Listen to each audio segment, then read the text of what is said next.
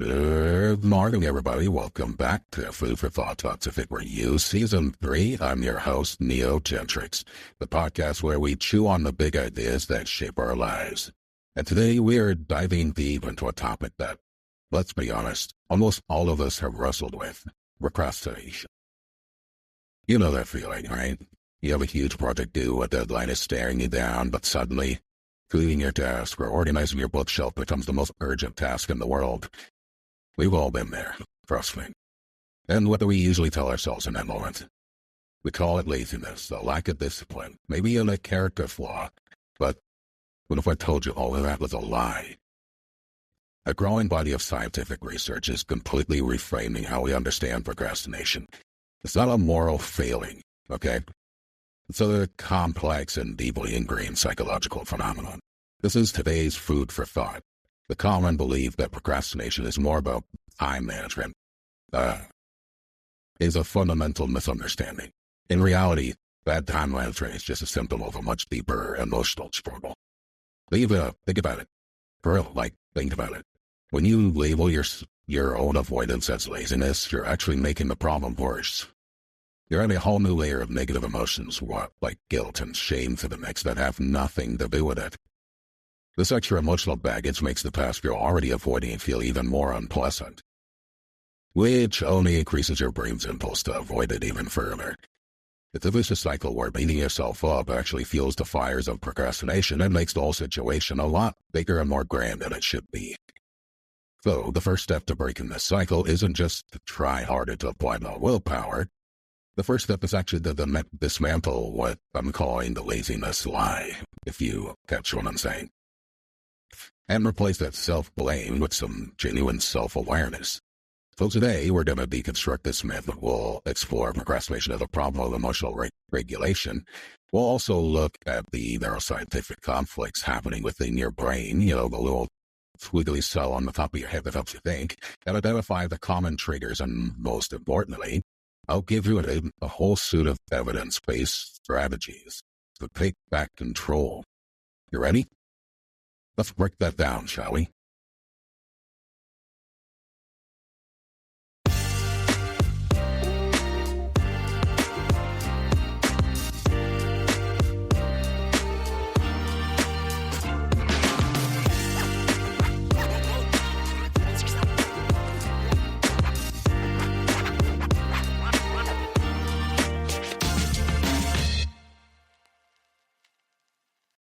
All right, everybody, let's begin with part one, the why, an emotional but yet not of time problem.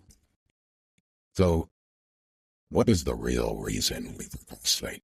Modern psychologists and consensus says that procrastination is fundamentally an emotion regulation problem, a time management issue. Scientifically, procrastination is the voluntary and unnecessary delay of a task you intended to do, even though you know that delay will just lead to harmful consequences in the long run. And that's a key distinction. As Dr. Tim Cycle, that's how you pronounce this guy's name, Pychyl, puts it, all procrastination is delay. Not all delays is procrastination. The funny word for a family emergency is a rational choice. It's not procrastination.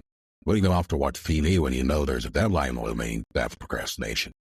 That's the irrational act that we're talking about right there. The core idea here is something called temporal mood regulation, okay? We procrastinate on the task that makes us feel bad. Any task that makes us feel bad, we tend to put it off. Tasks that trigger anxiety, boredom, or self-doubt. Believe it or not, I'm just as guilty of this as anyone else. Most of the time I put off a task, it's not because I don't want to do it or I can't do it, it's because I'm bored. I have to at least admit that. First step is always admitting that there's a problem before you can actually go forward. But hey, we all do it as a short-term strategy to manage our intermediate moods, however we're feeling. You're not actually avoiding the task itself, you're just avoiding the uncomfortable feeling that task brings up inside you, more or less. By sidestepping those difficult emotions, your present self gets an immediate reward, relief. But that relief comes at a huge cost to your future self, who has to still face the same task. But now you're under even greater pressure. And that's not exactly fun for you, is it? Now, this internal struggle you feel, it's not just a metaphor. It's a literal neurological tug-of-war happening inside your head between two very different parts of your brain, the limbic system and the prefrontal cortex. First up, the limbic system. This is one of the oldest, most dominant parts of your brain. It's your, as I say, automatic, powerful emotional hub. Its main job is to seek immediate reward and avoid discomfort. In the other corner, you have your prefrontal cortex. It's a more recently evolved and therefore weaker part of the brain, if you will. As they've defined it, it's your brain's CEO or rational planner, handling things like long-term planning and impulse control. Procrastination happens when the limbic system's primary screen for immediate emotional relief overpowering the prefrontal cortex logical long-term planning. Basically, you want the sweet relief versus trying to actually do the work. It's like trying to keep yourself from going to use the bathroom, knowing you have to go because you have to finish something, but the urge just kind of is there, pushing, till at some point you give in and you go. You get the sweet relief now, you do feel better, but then what happens? You still have all that work you gotta go back and do. You know? The limbic system is your brain's default setting, okay? If your PFC isn't actively engaged, your brain will automatically do what feels right in the current moment. This is why a lot of people, when bored, tend to go drive off into a different direction, not literally drive, but fall off in a different direction and do random stuff that they know they really shouldn't be doing. This battle's been reinforced by dopamine. Y'all remember this. We've talked about this before in previous episodes. When you give in and do something distracting, your brain's reward system releases a little hit of this feel-good chemical. All right? This creates a powerful feedback loop that actually straightens the neural pathways for avoidance.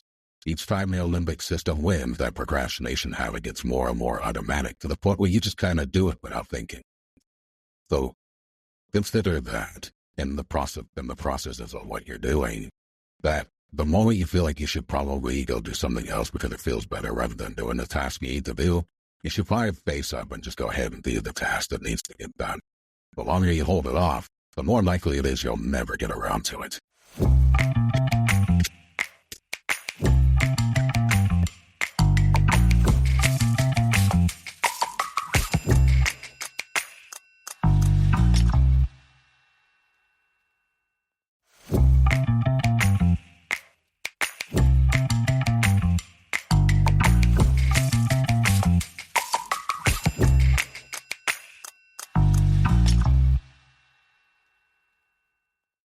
All right, everybody, welcome back. We're going to go and talk about the triggers unmasking your procrastination profile. So, first off, to really beat procrastination, you have to know your enemy. The act of delay is often a symptom of a deeper trigger. Let's unmask the most common ones, okay?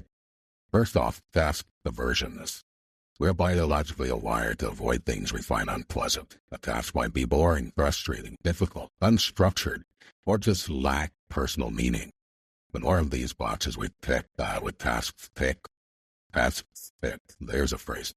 The more of these boxes that we, of tasks that we tick off, the more you're going to resist it.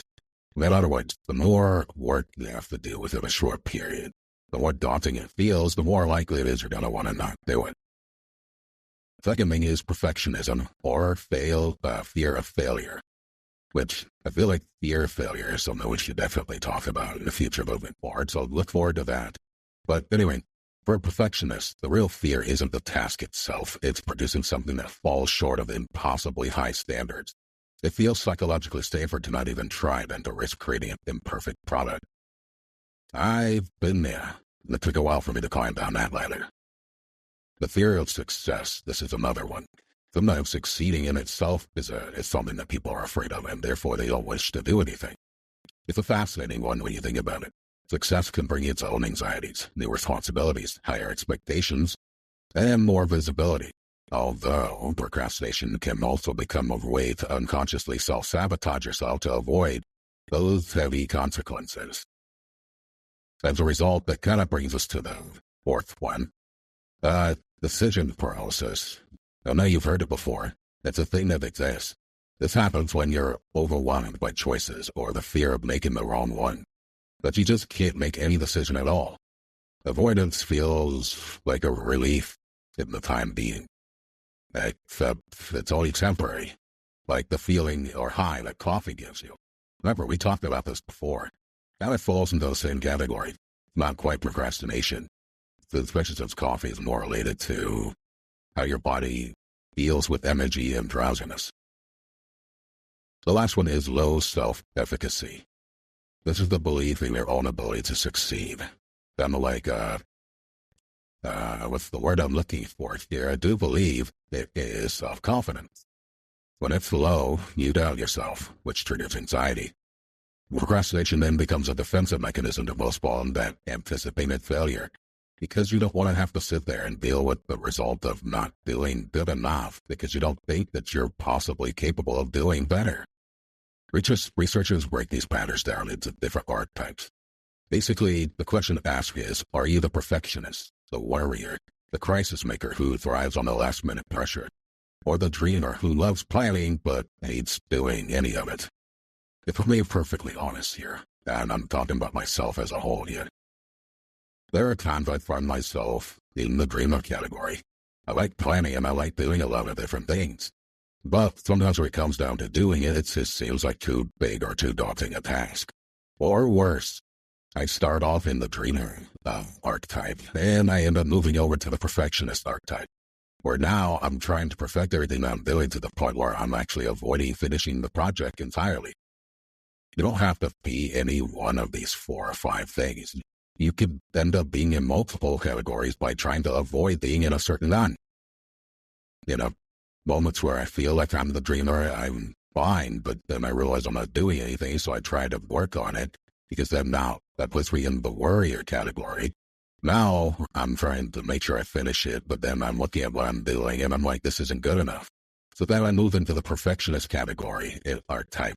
I'm trying to get it done, get it right, until I realize that I don't have a whole lot of time to still finish this, and now I'm in the crisis maker archetype. Not very many people fall into all 4 or 5, but then again, at the same time, not everyone has the same issues. Now, notice I said 4, not 5, right? That's because the last one with the self-confidence issue isn't as common. This is one that's more of a personal thing. It depends on how you were raised or how you look at issues as a whole. It can affect your ability to do work, which then in itself makes it its own level of procrastination in the 6 ones that I listed. But the top 4, being the procrastinist, the warrior, the crisis maker, and the dreamer, these are the 4 that are the main issues and the main driving problems, especially for students nowadays. Identifying your profile is a huge step in finding the right strategy to fight back, and I recommend this for a lot of people, especially those who are good at doing whatever it is they need to do, but it takes them a while to get there.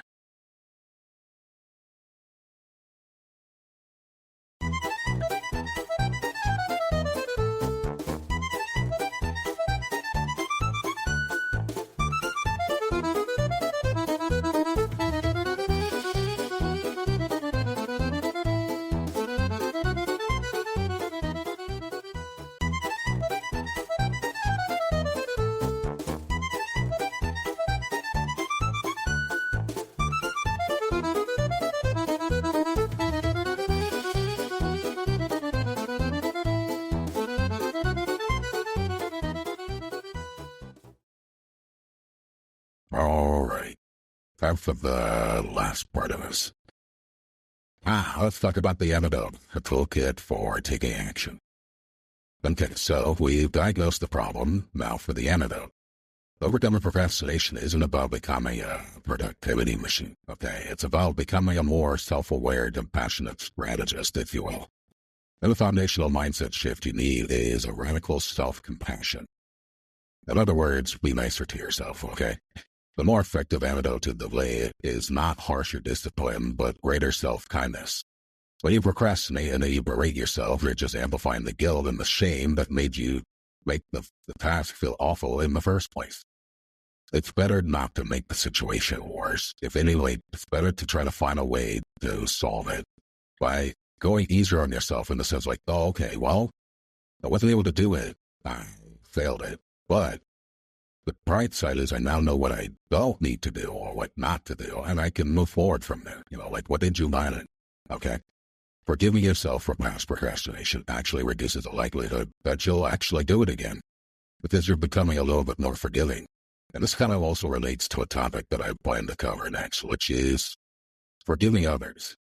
Before you can start learning about how to forgive others and move forward, that'll first learn how to forgive yourself. Because most of the blame when it comes to issues moving forward, especially in relationships and dealing with other people, is the inability to forgive others, even when it isn't their fault, or is in some cases.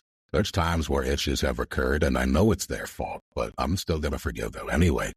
Because if I can't forgive them, or I can't forgive myself for allowing it to happen in the first place, I'm never going to be able to forgive anyone else, and I'm just going to be walking around with a chip on my shoulder. You'll never get anything done that way. Once you have that foundation, you can start using some practical tools. So, with that being said, let's build your toolkit. First things first, the 2-minute rule. If a task takes less than 2 minutes, just do it. Do it immediately. For bigger tasks, the goal is to start working on it, even if it's just for 2 minutes. This lowers the mental barrier and helps you build momentum. By doing it in 2-minute bursts, here, and there, you'll get little bits of it done at a time to the point where at some point you'll be almost finished. You'll be like, oh, well, if that's all I have to do, then you'll just go get it done. It's as simple as that. Then there's the other part of it. The next one is tasks decomposition, or, as I was just explaining, chunking. Break a huge, ambiguous project like writing a report, or in my case, writing a book, or writing a chapter, right? Into a series of small, concrete, manageable subtasks, like find resources, for your report. This makes the project feel less strained. Like, this is how I handle writing my books, okay? A lot of people ask me if I'm able to write, how do I write my books? How long does it take me to write it? I could also tell them it doesn't take me more than a week or two to write most of my stories that I have to write. This isn't me showing off. This is me telling you that the reason that I'm able to do this is because instead of looking at it as a story as a whole, I break it up into 3 sections. I have a beginning, middle, and end. And then I break those sections down into chapters. Then I break those chapters into smaller sections. We're writing them in sections and then writing them as chapters as a whole. Like each chapter is its own individual, small, short story. It's a lot easier to focus on the whole thing and get it done by writing it chapter by chapter by chapter by chapter. And if I happen to go a little bit longer than I originally wanted for either each chapter, or I write an extra chapter or 2, that's not a problem because it's smaller tasks. These are things that are a lot better to digest, so it makes it easier to progress forward. Which kind of brings me to the third tool. Eat the frog. And that sounds stupid, and most of y'all will be like, no, I don't want to eat a frog, that's gross. That's not what I mean by that. Identify your single most dreaded task of the day. That is your frog. I don't know why it sounded weird when I said that, but that's the idea. And do it first thing in the morning when your willpower and cognitive resources are at its peak. By doing the thing you dread the most in the morning, the first task that you touch, after you've had your morning coffee and everything else, right? You knock it out early. By knocking that out early, it becomes the least likely issue of cause or provocation or procrastination. This will keep you on task. It'll allow you to move forward. And again, you're still chunking. You're still breaking everything down into sections. But now you're able to get it done faster because you're focusing on the portions that you know are going to be the hardest to get.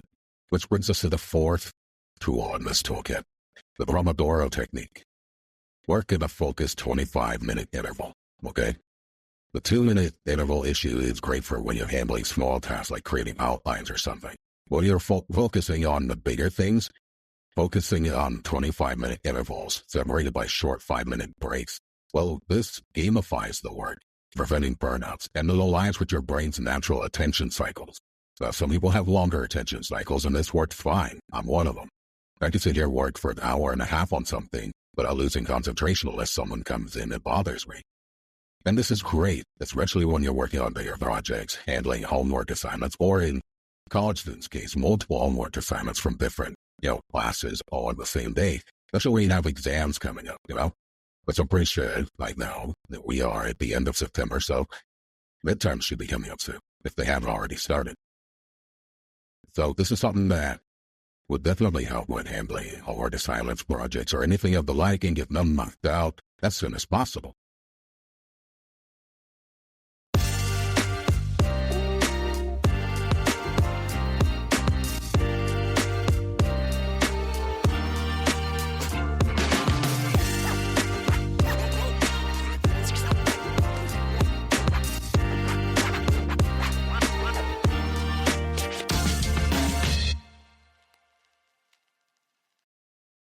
All right, everybody.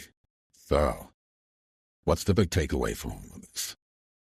The journey to understanding procrastination reveals a profound shift. It's not a character flaw or the laziness, but a deeply human, emotional, driven coping mechanism. Overcoming it isn't about brute force. It's about replacing that cycle of avoidance and self-criticism with a cycle of awareness and action. The path forward begins not with an iron will, but with a single compassionate act of self-forgiveness. The ultimate goal is not the total elimination of procrastination, but the cultivation of progress, one small intentional step at a time. This is something for you guys to keep in mind moving forward. Well, that's all the time we have for today. Thank you for tuning in to Food for Thought. I'm Mia Gentrich, reminding you to think deeply and be kind to yourself. If you haven't already, feel free to check me out on any of the many platforms that I'm on, whether it's iHeartRadio, Google Podcasts, Pandora, Apple Podcasts, Spotify, you name it. I'm even on Deezer and YouTube. And if you're on YouTube and you're listening to this podcast here, don't forget to leave a comment down below on what you liked about this episode or any future topic you would like to see me cover. That's it for today. Have a great rest of your day.